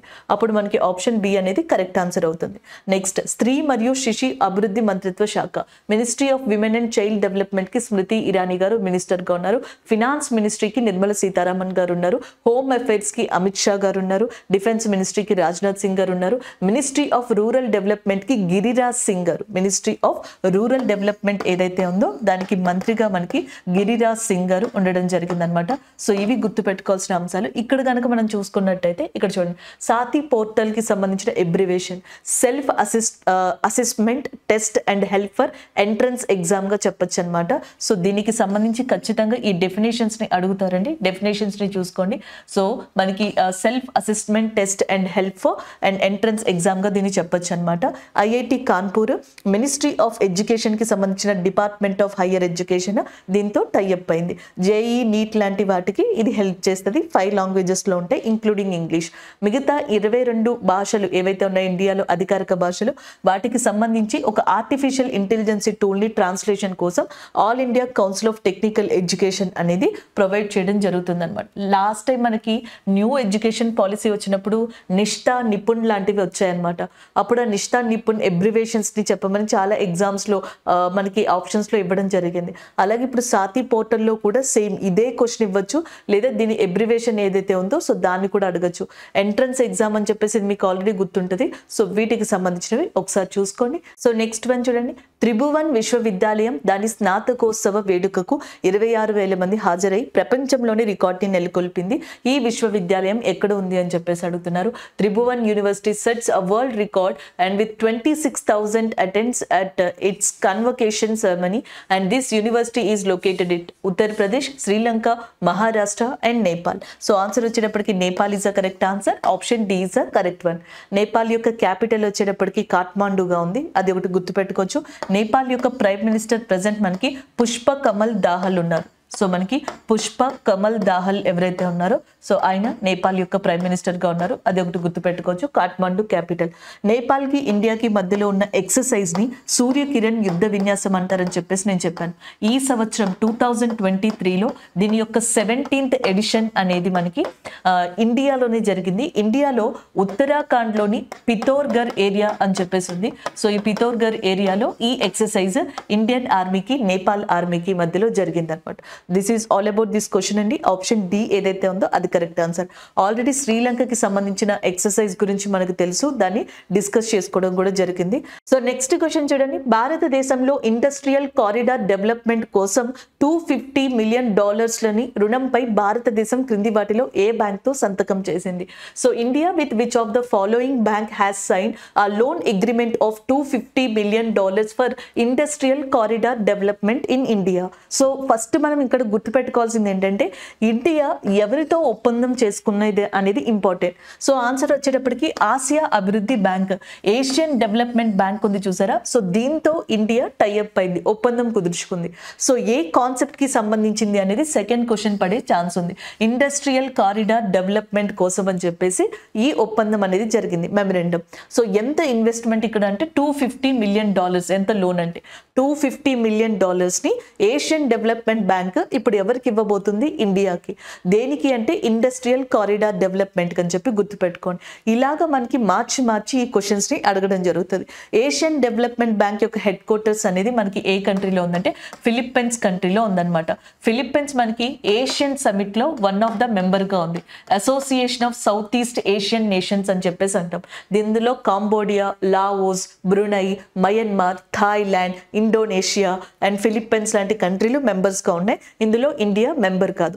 2023లో ఈ ఏషియన్ సమిట్ యొక్క మీటింగ్ అనేది ఇండోనేషియాకి సంబంధించిన జకర్తా అనే ఏరియాలో జరిగింది అనమాట. అలాగే నెక్స్ట్ వచ్చేటప్పటికి Asian investment infrastructure bank, AIIB అని చెప్పేసి అంటాం.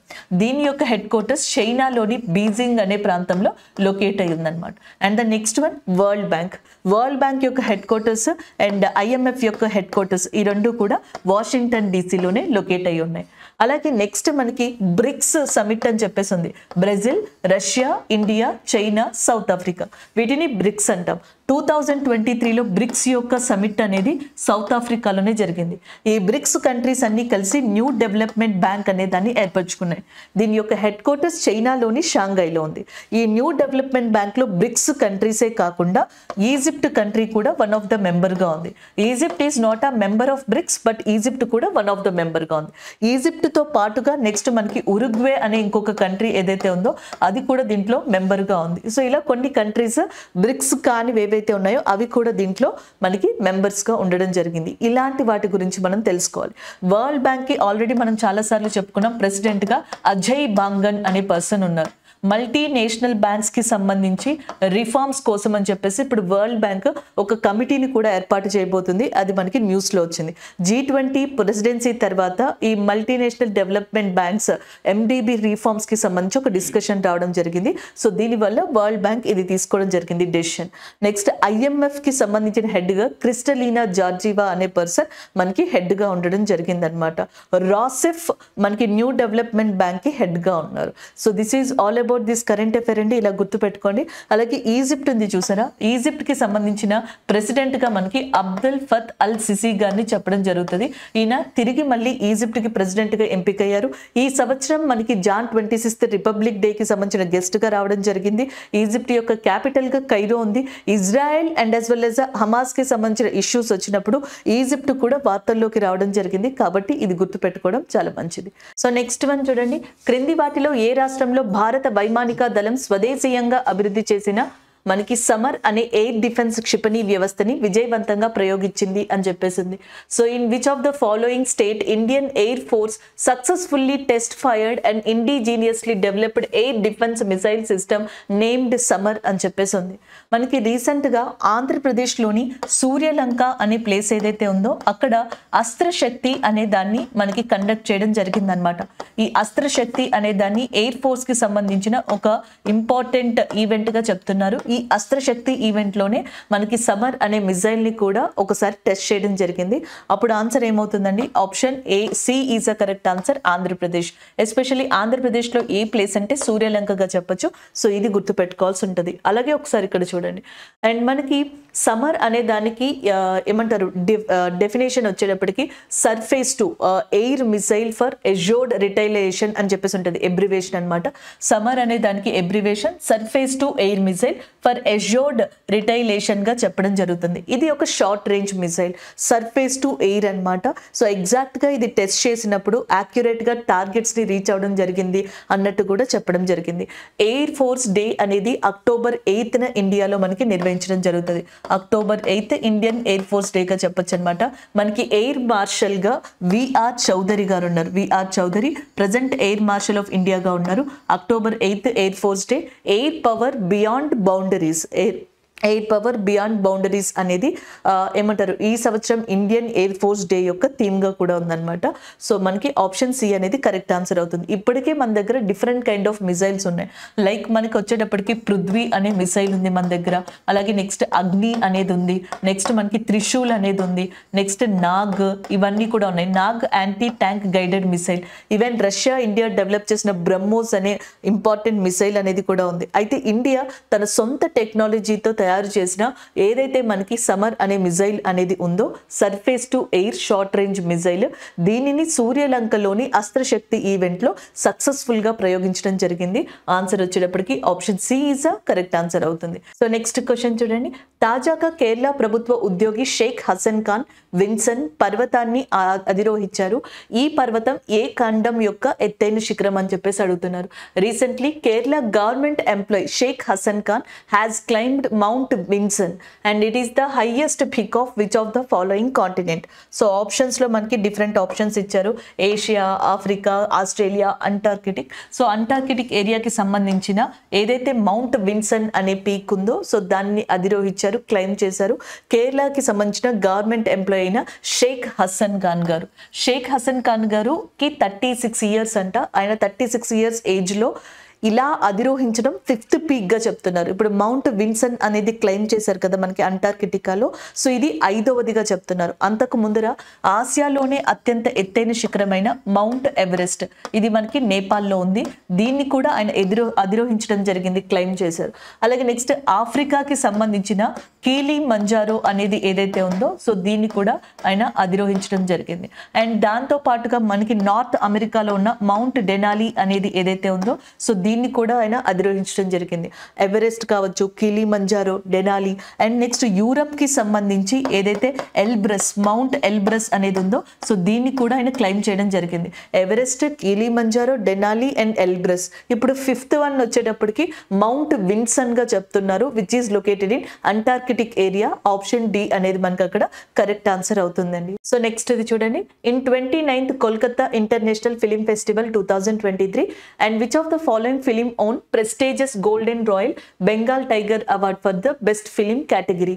సో మనకి 29వ కోల్కతా ఇంటర్నేషనల్ ఫిలిం ఫెస్టివల్ 2023లో క్రింది వాటిలో ఉత్తమ ఫిలిం కేటగిరీలో ప్రతిష్టాత్మకమైన గోల్డెన్ రాయల్ బెంగాల్ టైగర్ అవార్డుని ఎవరు అందుకున్నారని అడుగుతున్నారు. Kolkata international film festival recent గా జరిగింది. దానికి వెస్ట్ బెంగాల్ చీఫ్ మినిస్టర్ అయిన మమతా బెనర్జీ గారు, వెస్ట్ బెంగాల్ యొక్క బ్రాండ్ అంబాసిడర్ అయిన మనకి సౌరవ్ గంగోలీ గారు, వీళ్ళందరూ కూడా దానికి అటెండ్ అవ్వడం జరిగింది. అయితే దాంట్లో బెస్ట్ ఫిలిం కేటగిరీకి సంబంధించి గోల్డెన్ రాయల్ బెంగాల్ టైగర్ ని అవార్డుని అందుకున్నది మనకి చిల్డ్రన్ ఆఫ్ నోబడి, ఇజ్రాయెల్ కి సంబంధించిన ఫిలిం. ఇది ఇజ్రాయేలీ ఫిలిం గా చెప్పొచ్చు, చిల్డ్రన్ ఆఫ్ నోబడి అనేది. దానికి ఈ అవార్డు అనేది లభించింది. ఆప్షన్ ఏ అనేది కరెక్ట్ ఆన్సర్ అవుతుంది. ఇక్కడ మనకి ఎండ్లెస్ బోర్డర్స్ అని చెప్పేసి ఉంది చూసారా, ఇది పర్షియన్ ఫిలిం అండి, పర్షియన్ కి సంబంధించిన ఫిలిం ఇది. అయితే మనకి international film festival of India 2023 అనేది గోవాలో జరిగిందనమాట. దీంట్లో బెస్ట్ ఫిలిం కేటగిరీ లేదా గోల్డెన్ పీకాక్ కేటగిరీ అవార్డుని అందుకున్నారు. ఎండ్లెస్ బోర్డర్స్ ఫిలిం గా చెప్పొచ్చు. ఇది ఒకటి గుర్తుపెట్టుకోవచ్చు మీరు. సో ఇక్కడ ఆప్షన్ ఏ ఏదైతే ఉందో అది కరెక్ట్ ఆన్సర్ అవుతుంది అనమాట. సో అలాగే ఆనంద్ బోస్ గారు ఎవరైతే ఉన్నారో ప్రజెంట్ మనకి వెస్ట్ బెంగాల్ కి సంబంధించిన గవర్నర్ గా ఉన్నారు. అండ్ వెస్ట్ బెంగాల్లో ఇంపార్టెంట్ గా Darjeeling tea, Darjeeling mountains, Darjeeling railway station అనే దాన్ని గుర్తుపెట్టుకోవచ్చు అనమాట. అలాగే నెక్స్ట్ వచ్చేటప్పుడు డార్జిలింగ్ ట్రైన్ అనే దాన్ని గుర్తుపెట్టుకోవచ్చు. అలాగే ఇంపార్టెంట్ గా సిలిగురి కారిడార్ అని చెప్పేసి ఉంది. ఇది కూడా రీసెంట్ గా న్యూస్ లో ఉంది 2023లో, which is located in West Bengal area. Chicken neck corridor of ఇండియాగా కూడా దీన్ని పిలుస్తారు. వెస్ట్ బెంగాల్లో రాయల్ బెంగాల్ టైగర్స్ కి సంబంధించి ఇంపార్టెంట్ ప్లేస్ గా సుందర్ బన్స్ అనే ప్లేస్ ని చెప్పడం జరుగుతుంది. So these are all about important information regarding to this West Bengal. And option A is the correct answer. Next one చూద్దాం. సో నెక్స్ట్ వన్ చూడండి. అబ్దుల్ ఫత్ అల్ Sisi Egypt అధ్యక్షుడిగా వరుసగా 3వసారి తిరిగి ఎన్నికయ్యారు. ఈజిప్ట్ అధ్యక్షుడి యొక్క పదవీ కాలం ఎంత? Abdel Fattah Al Sisi has been re-elected as the president of Egypt consequently for the 3rd time. And that what is the term of Egypt president? 5 years, 6 years, 3 years ఇలా ఉన్నాయి. సో ఆన్సర్ వచ్చేటప్పటికి that is nothing but 6 years is a correct answer. Option B is a correct one. మన president of India, భారత రాష్ట్రపతి యొక్క పదవీ కాలం 5 సంవత్సరాలు. Egypt president లేదా ఈజిప్ట్ అధ్యక్షుల యొక్క పదవీ కాలం 6 years గా ఉందన్నమాట. సో ఆప్షన్ బి అనే దాన్ని మీరు గుర్తుపెట్టుకోవాలి. ఈజిప్ట్ క్యాపిటల్ నేను ఆల్రెడీ చెప్పాను, కైరో అని. అంతేకాకుండా ఈజిప్ట్ కి సంబంధించి ఒక ఇంపార్టెంట్ యుద్ధ విన్యాసం ఎక్సర్సైజ్ గా బ్రైట్ స్టార్ అనే దాన్ని చెప్పొచ్చు అనమాట. బ్రైట్ స్టార్ ఎక్సర్సైజ్ ఇది మల్టీనేషనల్ ఎక్సర్సైజ్ గా కూడా చెప్తాం, ఈజిప్ట్ నిర్వహిస్తుంది. సో దీంట్లో ఇండియా కూడా పార్టిసిపేట్ చేసింది. ఇండియన్ ఎయిర్ ఫోర్స్ తో పాటుగా యుఎస్ఏ ఎయిర్ ఫోర్స్ కావచ్చు, గ్రీస్ ఎయిర్ ఫోర్స్ కావచ్చు, వీటితో పాటుగా ఖతార్ కి సంబంధించింది, దాంతో పాటుగా Saudi, Greece, Qatar and USA and ఇండియాకి సంబంధించిన ఎయిర్ ఫోర్స్ విభాగాలు ఈజిప్ట్ కి సంబంధించిన ఎయిర్ ఫోర్స్ తో బ్రైట్ స్టార్ అనే ఎక్సర్సైజ్ ని ఈ సంవత్సరం ఈజిప్ట్ లోని కైరో అండ్ డిఫరెంట్ ప్రాంతాల్లో నిర్వహించాయి. సో ఇది ఇంకొక ఇంపార్టెంట్ కరెంట్ అఫైర్ గా మీరు గుర్తుపెట్టుకోవచ్చండి. సో నెక్స్ట్ వన్ చూడండి. Kuno forest festival was organised recently by which state? Kuno వన పండుగను ఇటీవల ఏ రాష్ట్రంలో నిర్వహించారు? సో జనరల్ గా మనం కరెంట్ అఫైర్ చదవకపోయినా ఈ కరెంట్ అఫైర్ ని ఆన్సర్ చేయొచ్చు. ఎందుకంటే Kuno is one of the popular place in that Madhya Pradesh ఏరియాగా చెప్పొచ్చు. అండ్ మధ్యప్రదేశ్ లో మనకి నెంబర్ ఆఫ్ నేషనల్ పార్క్స్ ఉన్నాయి. అండ్ అంతేకాకుండా Kuno is one of the national park in that Madhya Pradesh ఏరియాగా కూడా చెప్పొచ్చు. పన్నా, కూనో అండ్ నెక్స్ట్ వచ్చేటప్పటికి మనకి బాంధవగర్, ఇవన్నీ మధ్యప్రదేశ్ లో ఇంపార్టెంట్ నేషనల్ పార్క్స్ అన్నమాట. సో దాంట్లో ఈ కూనో నేషనల్ పార్క్ లేదా ఫారెస్ట్ ఏరియా దగ్గర వన పండుగ అనే దాన్ని నిర్వహించారు. ఆప్షన్ బి అనేది కరెక్ట్ కరెక్ట్ ఆన్సర్ అవుతుంది. మధ్యప్రదేశ్కి న్యూ చీఫ్ మినిస్టర్గా మోహన్ యాదవ్ గారు రావడం జరిగింది. ఇది వరకు శివరాజ్ సింగ్ చౌహాన్ గారు ఉండేవాళ్ళు, ఆయన ప్లేస్లో మోహన్ యాదవ్ గారు వచ్చారనమాట. సో అలాగే గవర్నర్గా మంగూభాయ్ చాంగుభాయ్ పటేల్ గారు ఉన్నారు. అండ్ నెక్స్ట్ వచ్చేటప్పటికి మనకి మధ్యప్రదేశ్ ఇండియాలోనే ఎక్కువ టైగర్స్ ని కలిగి ఉన్న ప్లేస్గా కూడా చెప్పొచ్చు. అంతేకాకుండా ఎక్కువ ఫారెస్ట్ ఏరియా, ఎక్కువ ట్రైబల్ పీపుల్ ఉన్న స్టేట్గా కూడా మనం మధ్యప్రదేశ్ని చెప్పడం జరుగుతుంది. ఆప్షన్ బి అనేది కరెక్ట్ ఆన్సర్ అవుతుంది. సో ఇక్కడ మీరు చూడండి, ప్రపంచ బ్యాంక్ నివేదిక ప్రకారం 2023లో అత్యధికంగా $125 బిలియన్ రెమిటెన్స్తో ఈ క్రింది వాటిలో ఏ దేశం ఆవిర్భవించింది అని చెప్పేసి అడుగుతున్నారు. So according to the world bank's report and which of the following country has emerged as the countries with highest remittance of $125 billion in 2023. ఆప్షన్స్లో Mexico, China, Egypt and India. So answer వచ్చేటప్పటికి option D is the correct answer. India, భారతదేశం అనేది correct answer అవుతుంది. So యాక్చువల్గా remittance అంటే మీకు already తెలుసు, but ఒక ఎగ్జాంపుల్ చెప్తే దాంతో ఇంకా మిగతా వాళ్ళు ఈజీగా అర్థం చేసుకోవచ్చు. సో చాలా మంది మనకి ఎర్నింగ్స్ కోసమనో ఎంప్లాయ్మెంట్ కోసం అని చెప్పేసి అబ్రాడ్కి వెళ్ళడం జరుగుతుంది. సో వాళ్ళ సేవింగ్స్లో కొంత మనీ మళ్ళీ బ్యాక్కి పంపడం జరుగుతుంది, వాళ్ళ ఫ్యామిలీస్కి అని చెప్పేసి, వాళ్ళ పర్పస్కి అని చెప్పు. సో ఏదైతే ఇట్లాంటి ప్రాసెస్ అండ్ ట్రాన్సాక్షన్స్ ఉంటాయో సో వాటిని రెమిటెన్స్కి ఎగ్జాంపుల్గా తీసుకోవచ్చు. నేను ఇక్కడ డెఫినేషన్ కానీ లేదా థియరిటికల్ ఎక్స్ప్లెనేషన్ ఇవ్వకుండా సింపుల్ ఎగ్జాంపుల్ ఒకటి ఇచ్చాను, మీరు రెమిటెన్స్ అనే కాన్సెప్ట్ని అర్థం చేసుకుంటారని. సో ఇందులో ఇంకా number of examples and different kind of systems ఉంటాయి. సో ఈ రెమిటెన్స్ విభాగంలో $125 బిలియన్ తో మనకి అత్యధికంగా ఉండి అండ్ 2023లో టాప్లో ఉన్న country as per that world bank ప్రకారం చూసుకుంటే దట్ ఈస్ ఇండియాగా చెప్తున్నారు. ఆప్షన్ డి అనేది కరెక్ట్ ఆన్సర్ అవుతుంది. నెక్స్ట్ వన్ చూద్దాం. సో నెక్స్ట్ వన్ చూడండి, క్రింది భారతీయ హాకీ క్రీడాకారుల్లో ఎవరు వరుసగా 3వసారి and federation of Indian hockey women goalkeeper of the year 2023 అవార్డుకి ఎంపికయ్యారు? So who among the following Indian hockey player has been named as a and federation of Indian hockey women goalkeeper of the year 2023 consequently for the third time అని చెప్పేసి అడుగుతున్నారు. So answer వచ్చేటప్పటికి మనకి సవితా పునియా గారు, option C ఏదైతే ఉందో అది correct answer అవుతుంది అనమాట. Present Indian women hockey team కి కెప్టెన్ గా ఉన్నారు సవితా పునియా గారు. సో ఈమె ఎంపిక కావడం జరిగింది. అదే మెన్స్ టీమ్ కి సంబంధించి అయితే హార్దిక్ సింగ్ గారు మెన్స్ టీమ్ కి సంబంధించి వైస్ కెప్టెన్ గా ఉన్నారు. ఈయన మెన్స్ టీమ్ కి సంబంధించి ఎన్నిక అవ్వడం జరిగింది ఈ అవార్డుకి. అండ్ విమెన్స్ లో సవితా పునియా గారు ఎంపికయ్యారు. సవితా పునియా గారు ఇప్పుడు కెప్టెన్ గా కూడా ఉన్నారు. ఇండియన్ మెన్స్ హాకీ టీమ్ కి కెప్టెన్ గా హర్మాన్ ప్రీత్ సింగ్ గారు ఉండడం జరిగింది అనమాట. సో ఇవి ఒకసారి మీరు గుర్తుపెట్టుకోవాల్సిన మెయిన్ అంశాలు. ఆప్షన్ సి అనేది కరెక్ట్ ఆన్సర్ అవుతుంది. వందనా కటారియా కావచ్చు, రాణి రాంపాల్ గారు కావచ్చు, వీళ్ళందరూ ఫేమస్ ఇండియన్ హాకీ ప్లేయర్స్ గా చెప్పొచ్చు.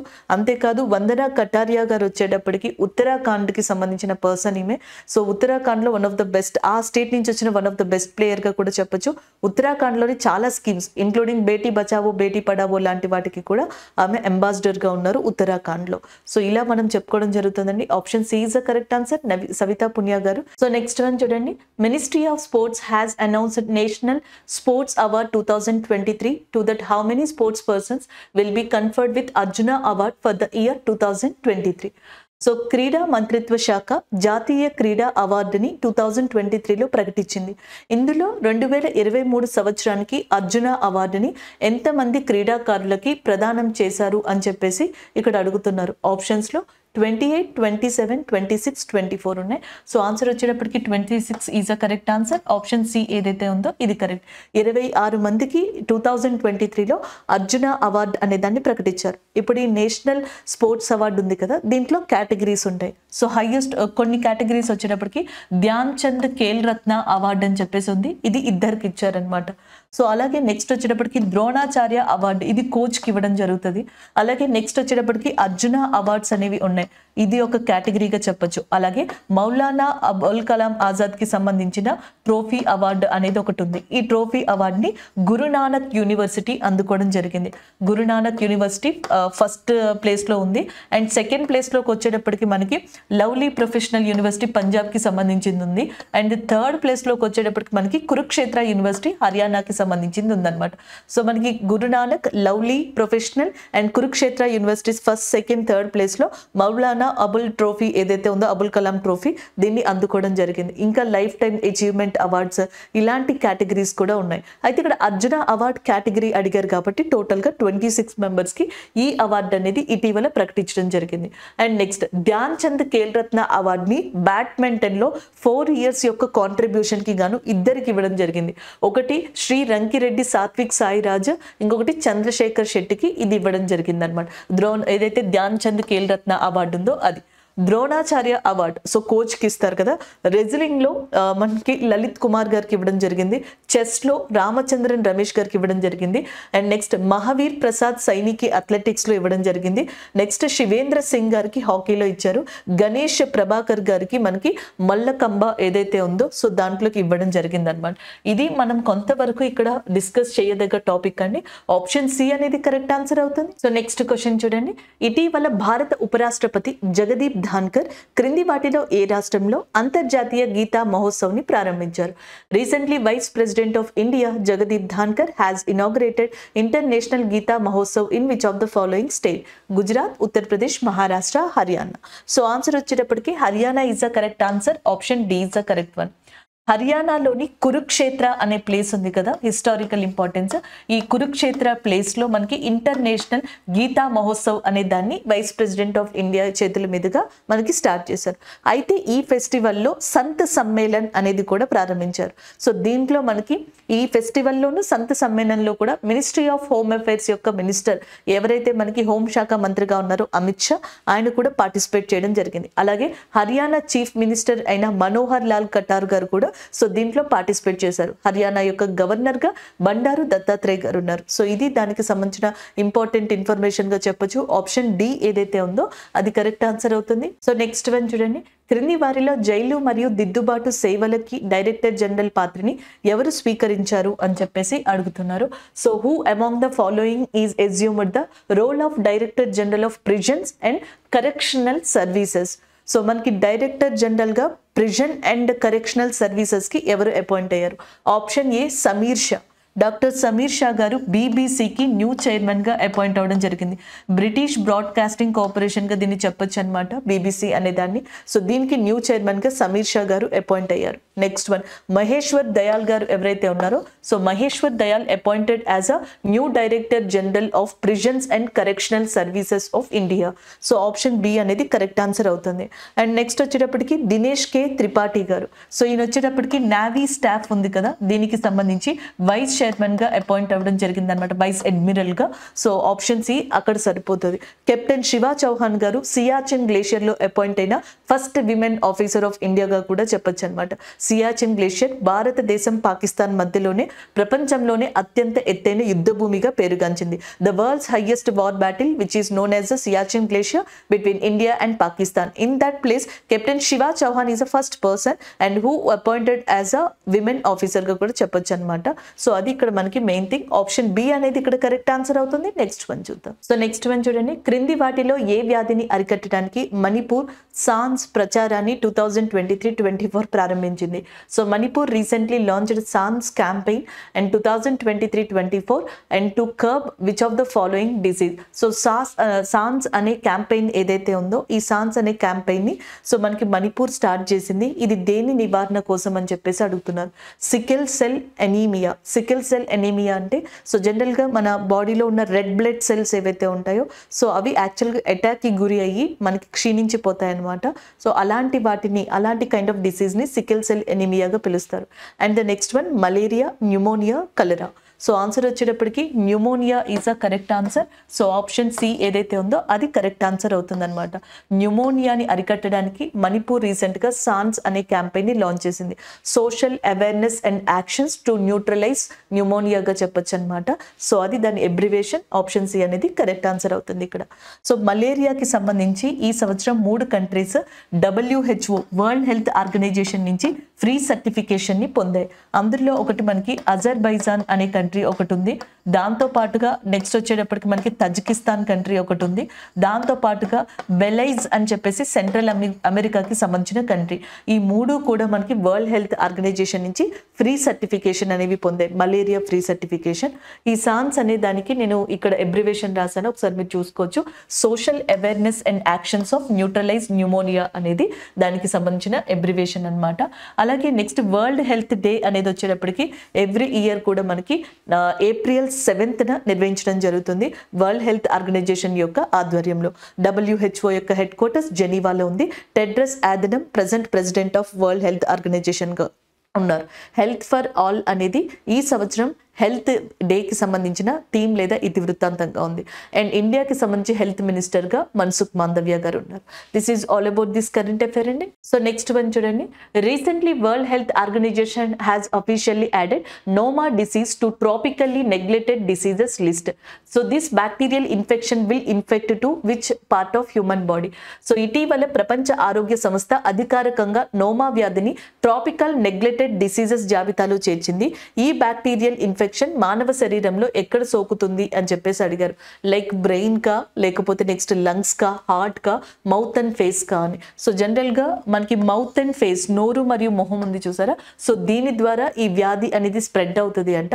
దీనిని ట్రాపికల్ నెగ్లెక్టెడ్ డిసీజ్ అనే లిస్టులో మనకి వరల్డ్ హెల్త్ ఆర్గనైజేషన్ ఈసారి చేర్చడం జరిగింది. ఇది ఒక బ్యాక్టీరియల్ ఇన్ఫెక్షన్ డిసీజ్ గా కూడా చెప్తున్నారు. సో ఆప్షన్ ఏ అనేది ఇక్కడ సరిపోతుంది. సో నెక్స్ట్ వన్ చూడండి. క్రింది వారిలో ఎవరు రెజ్లింగ్ ఫెడరేషన్ ఆఫ్ ఇండియాకి కొత్త అధ్యక్షుడిగా నియమితులయ్యారు? So who among the following is appointed as a new president of Wrestling Federation of India అని చెప్పేసి ఉంది. రెజ్లింగ్ ఫెడరేషన్ ఆఫ్ ఇండియా యొక్క హెడ్ క్వార్టర్స్ న్యూఢిల్లీలో ఉంది. అయితే దీంట్లో ఇది వరకు ప్రెసిడెంట్ గా బ్రజ్ భూషణ్ ఉండేవాళ్ళు. ఆయన ప్లేస్ లో ఇప్పుడు ఎంపికైన వ్యక్తిగా సంజయ్ సింగ్ ఉన్నారు. ఆప్షన్ బి అనేది ఇక్కడ కరెక్ట్ ఆన్సర్ అవుతుంది. సంజయ్ సింగ్ గారు ఇప్పుడు మనకి president of Wrestling Federation of ఇండియాగా ఎంపికయ్యారు. ఈయన ఎంపిక చాలా మంది రెజ్లర్స్ కి ఇష్టం లేదు. లైక్ మనకి ఎవరైతే బజరంగ్ పునియా గారు ఉన్నారో ఆయనకి ఇష్టం లేదు.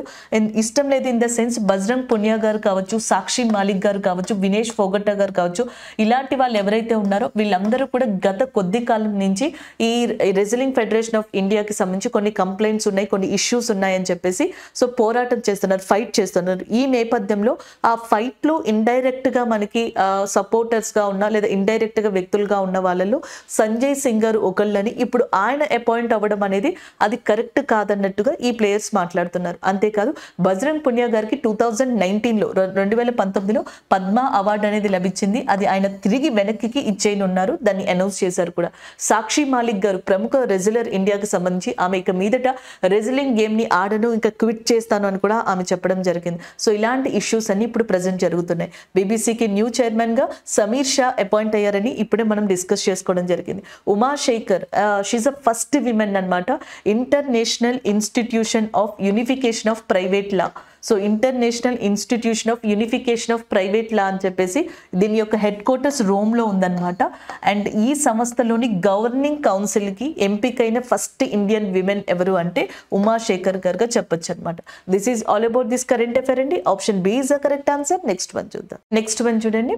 ఇటీవల యునెస్కో యొక్క ప్రిక్స్ వెర్సైల్స్ ప్రైజ్ 2023ని ఏ విమానాశ్రయ టెర్మినల్ కి ప్రదానం చేశారు? Recently which airport terminal is awarded with the UNESCO's prix Versailles prize 2023 అని అడుగుతున్నారు. యునెస్కో ఏం చేసిందంటే రీసెంట్ గా ఆసియా పసిఫిక్ కి సంబంధించిన అవార్డ్స్ ని ఇవ్వడం జరిగింది అనమాట. సో దీంట్లో ఇండియాకి సంబంధించి 6 అవార్డ్స్ అనేవి వచ్చాయి. ఈ 6 అవార్డ్స్ గురించి కూడా ఆల్రెడీ మనం డిస్కస్ చేసుకున్నాం డైలీ కరెంట్ అఫైర్స్ లో. అండ్ డిఫరెంట్ జోనర్స్ కి సంబంధించి ఈ అవార్డ్స్ అనేవి రావడం జరిగింది అనమాట.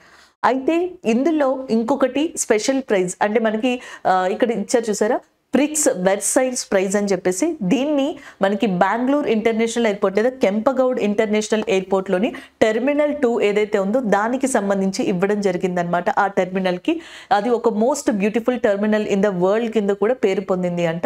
సో దానికి సంబంధించింది ఆప్షన్ సి అనేది ఇక్కడ కరెక్ట్ ఆన్సర్ అని మనం చెప్పొచ్చు. అలాగే నెక్స్ట్ వచ్చేటప్పటికి రీసెంట్గా రాజ్కోట్ ఇంటర్నేషనల్ ఎయిర్పోర్ట్ అనేది న్యూస్లో ఉంది. అది గుజరాత్లో లొకేట్ అయి ఉంది. నెక్స్ట్ వన్ మనకి విజయనగరం దగ్గర ఉన్న ఆంధ్రప్రదేశ్లో లో భోగాపురం ఇంటర్నేషనల్ ఎయిర్పోర్ట్ కూడా న్యూస్ లోనే ఉంది. సో అది ఆంధ్రప్రదేశ్ కి సంబంధించింది. అలాగే నోయిడా దగ్గర ఒక కొత్త ఇంటర్నేషనల్ ఎయిర్పోర్ట్ రాబోతుంది. సో దానికి ఇండిగో ఫస్ట్ ఎయిర్లైన్ సర్వీసెస్ ని అందివ్వబోతుంది. ఇవన్నీ కూడా మనం డైలీ కరెంట్ అఫైర్స్ లో డిస్కస్ చేసుకున్నవి. ఇక్కడ ఆప్షన్ సి అనేది కరెక్ట్ ఆన్సర్ అవుతుంది. Next question, Bandhan bank 775.62 crores తో మనకి housing finance NPA non performing అసెట్ల మొత్తాన్ని అసెట్ రీకన్స్ట్రక్షన్ కంపెనీకి బదిలీ చేసింది. బంధన్ బ్యాంక్ ప్రధాన కార్యాలయం ఎక్కడ ఉంది అని చెప్పేసి అడుగుతున్నారు. Bandhan bank has transferred an amount of 775.62 crore rupees of housing finance non-performing assets to that an asset reconstruction company and where it is headquarters is located. Option A West Bengal Kolkata, Option B Tripura Agartala, Option C Maharashtra Mumbai, option D Karnataka Bengaluru. So answer వచ్చేటప్పటికి కోల్కతాలో ఉందండి. Option A is a correct answer. West బెంగాల్లోని కోల్కతాలో Bandhan bank యొక్క headquarters అనేది ఉంది. So ఇది 775.62 crores ని ఎన్పిఏలు ఏవైతే ఉంటాయో వాటిని ఒక అసెట్ రీకన్స్ట్రక్షన్ కంపెనీకి ఇవ్వడం జరిగింది. ఆప్షన్ ఏ అనేదాన్ని ఇక్కడ తీసుకోవచ్చు. Thank you.